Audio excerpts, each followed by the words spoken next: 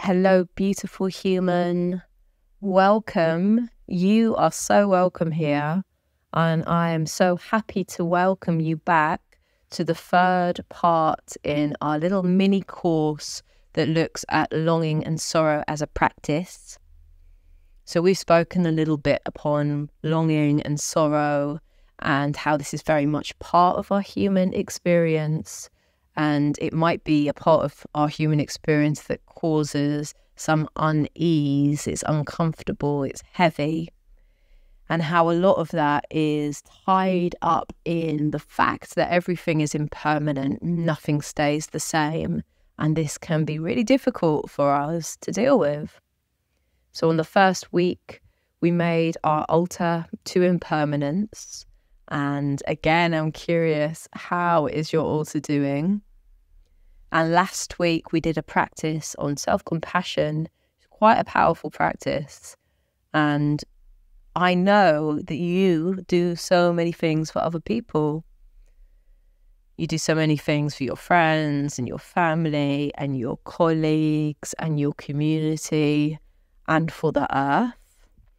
And you're probably a very understanding, compassionate person to other people. But are you able to accept that yourself? And that is often harder for many different reasons. So this week, our practice is lighting a candle for that which is too heavy to carry. And the candle is really a miniature representation of a fire. And so if we think about how we make a fire, we take the tree and we cut the tree down and we put the logs in the fire and we set them alight and they burn and they burn and they burn and then they are transmuted into ash.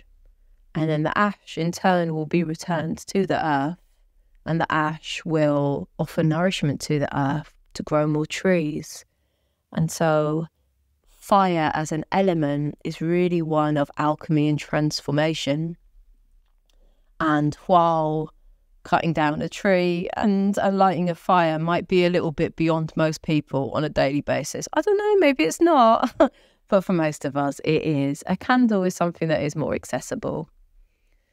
And so if we think about what a candle symbolizes, candles are used in many, many ways. So if we think about the symbolism of a candle in art, a burning candle might symbolize the passing of time, or a candle that has just gone out might symbolize death or the afterlife.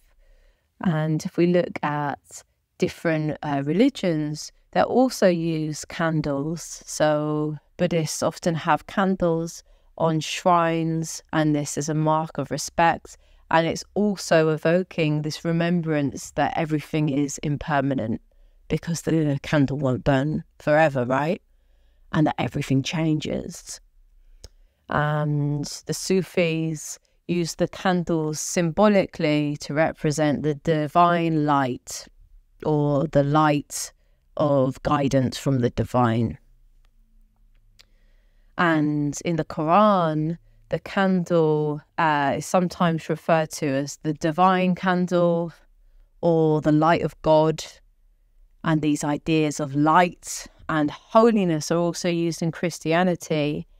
And so there's a lot tied up in what a candle symbolizes. And it might symbolize different things to you. And the invitation in this practice is to light a candle for that which is too heavy to carry. And sorrow and longing and grief and these heavy emotions, sometimes they are heavy, and sometimes they feel too heavy and we feel like we can't carry them or we can't feel them.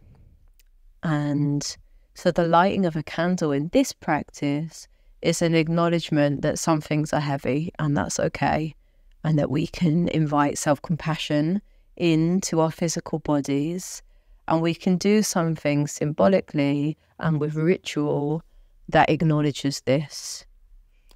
And you might find a way of incorporating this practice over the next week into your daily routine. Perhaps you have a nighttime routine already, and you might be able to slip in, lighting a candle as a remembrance that some things are heavy, and that's okay. Or it might be that you're lighting a candle in remembrance of someone, and that's something that we often do as well, right? Funerals and transitions are often marked by candlelight. And it could be that you place your candle by your altar, or you could have it somewhere else. So again, it's really finding what works for you, what's going to work for you over the course of the next week. Maybe you have an evening bath every day, and that would be a good time for you to incorporate this lighting of the candle. So lighting a candle for that which is too heavy to carry. And by lighting the candle, really you're shining some light onto these feelings and onto these themes, these broader themes. So lighting a candle for that which is too heavy to carry, which is a remembrance and an acknowledgement that some things do not feel easy in the body. And so you might ponder now, if you have a candle already, and it doesn't have to be like some super ornate, fancy, it's got dried pot puree. Is that how you say it? Dried flowers in the top of the candle in crystals. And, it doesn't have to be like a 5-wick huge candle monstrosity. It can simply be a tea light. And actually, I use tea lights quite a lot. So if I know that I have a few hours before I'm going to get ready for bed, and I'm going to be doing something quite a restful position, I might burn a tea light and I might let it burn until I go to sleep. So it doesn't have to be, extravagant. It can be something very simplistic. And so this is the invitation for you, beautiful people, if you are called to. So lighting a candle for that which is too heavy to carry. And it might be that you are in a position where you could actually have a fire. You could have a fire outside in the garden, or, you've got an appropriate place to burn something bigger than a candle. And that's definitely something that you could explore. But a candle is something that we can bring into our homes, into our routines, and is a powerful symbol, ritual, and a metaphor for our sorrow and for our longing. Thank you so much, beautiful people, for, again, your courageous heart and the fire in your belly that is lighting your way on this path of practicing longing and sorrow. And I'm wishing you a beautiful, illuminated week that's full of ease.